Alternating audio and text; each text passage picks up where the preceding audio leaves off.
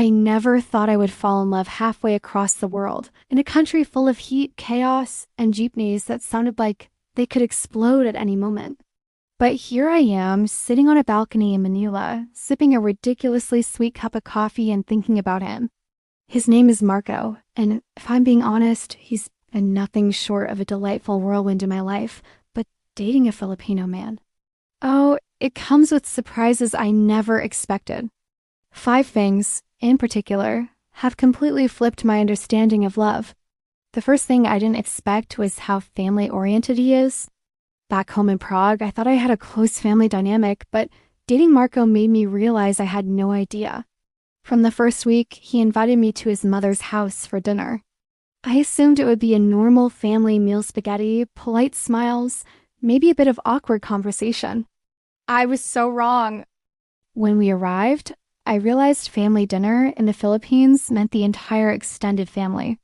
I met cousins whose names I couldn't pronounce, a grandmother who didn't speak a word of English, but seemed to communicate telepathically, and aunts who immediately adopted me. I expected a small introduction.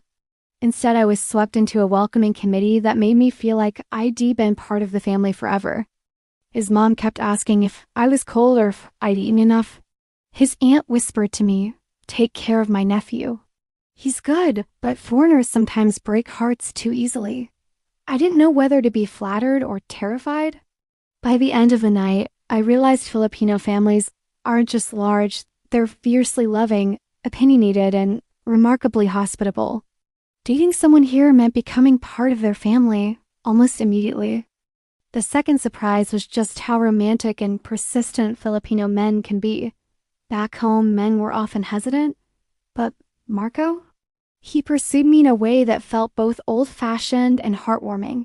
He brought flowers, thoughtful little gifts, and handwritten notes. One day, he showed up with a bouquet of sampaguita, the national flower.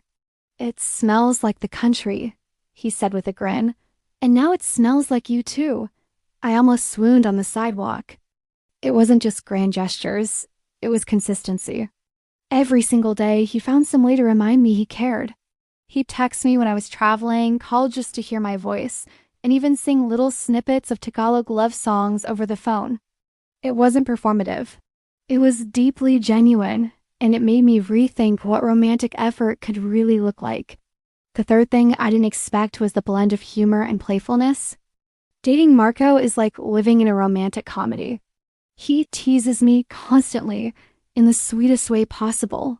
One day, I was complaining about the humidity, and he handed me a fan with a mischievous grin. "Here, my lady. You can fight the tropical monsters now," he said. I laughed, but I also realized that Filipinos use humor to diffuse tension and make daily life lighter. Even serious moments have humor. When we got lost in Intramuros, I was panicking about missing the sunset, and he calmly said, "Maybe the sun is shy today. It's Filipino. It likes to arrive late." We laughed so hard we almost forgot we were running out of time. Humor wasn't just for fun, it was a bridge and a way to survive the chaos of life together. The fourth thing that threw me off was how he balances generosity with humility. Marco will insist on paying for everything, but not in a boastful way. He treats others with genuine kindness. Street vendors, tricycle drivers, even stray cats. I remember we stopped by an eatery for lunch, and he ordered an extra plate for a man sitting alone nearby. When I asked why, he shrugged. Why not? He's hungry. It was simple, yet it struck me. This generosity isn't a performance, it's woven into his nature. At the same time, he's humble and respectful. He carries himself with dignity, but not arrogance. I saw his generosity in quiet gestures, helping a neighbor, sharing snacks with kids, leaving tips for waiters. It made me reflect on what real generosity is, the ability to give without expecting recognition. The fifth thing was how dating him transformed my perspective on communication.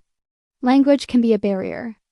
Marco speaks fluent English, but there are nuances in Tagalog I didn't understand. He once called me mahal, which means love.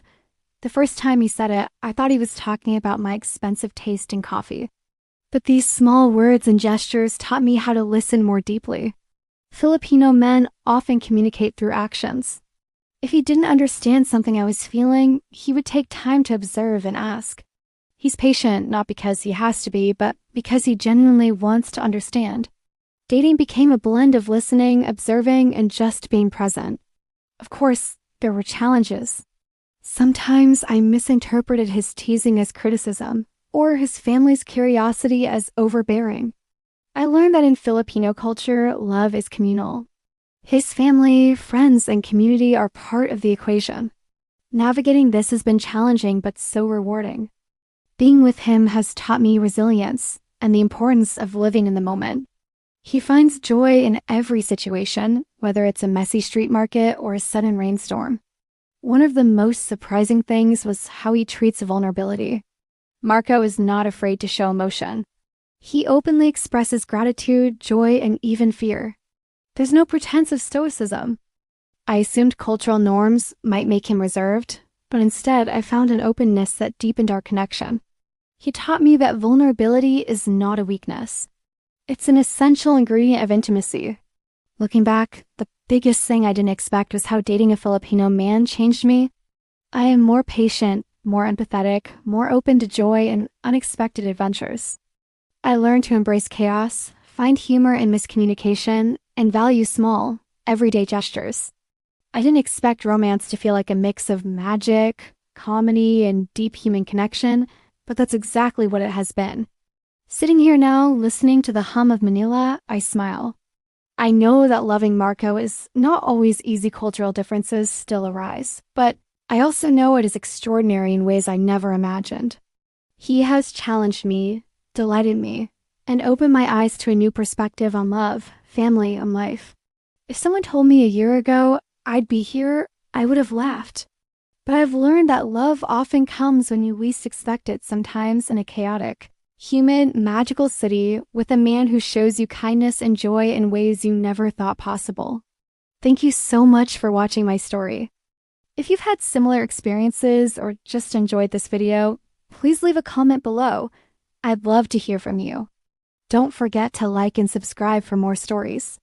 See you next time.